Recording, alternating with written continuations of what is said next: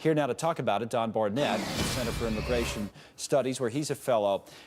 Don, begin if you can by explaining this to me. Who are these people? Where are they from? And why did Australia reject them? Well, basically, this is a group from all over the world that's been boating into Australia for at least 2 or 3 years.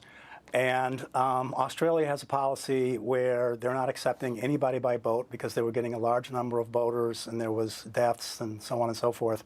And they've stopped that by this policy. And their policy basically says you arrive by boat, you get hauled out to one of these two island nations, Nauru and Manus. And they have collected there. They have not really been vetted as whether they are legitimate refugees or not.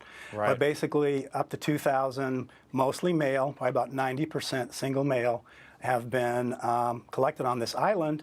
And the U.S. has come along and basically agreed to take them. Why? My first question. Why is that? There's obvious questions there, but why, as I mentioned when I was introducing you, is some of this information now as we try to learn more about this? Australians reject them; they're coming here. Why is some of that or much of it classified? Do you know that? Honestly, I don't know, but it has the potential for making the story much worse than perhaps it really is. I think the numbers can be blown up and everything.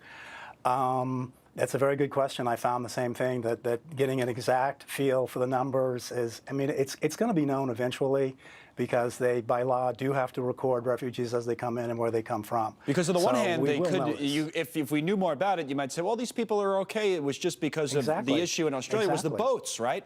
But if we don't know, then you start to fill in the blanks yourself or at least ask more questions, right? Yeah, and furthermore, Australia has agreed to this totally bizarre exchange, sort of like trading cards, of taking potluck with a group of refugees from Central America. Right. Basically, they have said, okay, we will, if you take these off of our hands, in effect, we'll take this group from Central America. Makes me wonder, well, what is it what makes these people so undesirable? Right. Or again, if there was a truthful and open yeah, if it was more transparent, we would know, and then we wouldn't be asking as many. Don, we have to go. It's very strange. It's very strange, and the fact that it went on for months, and it was just broke. The story broke after the election.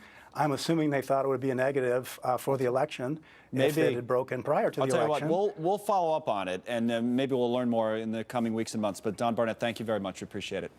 Thank you.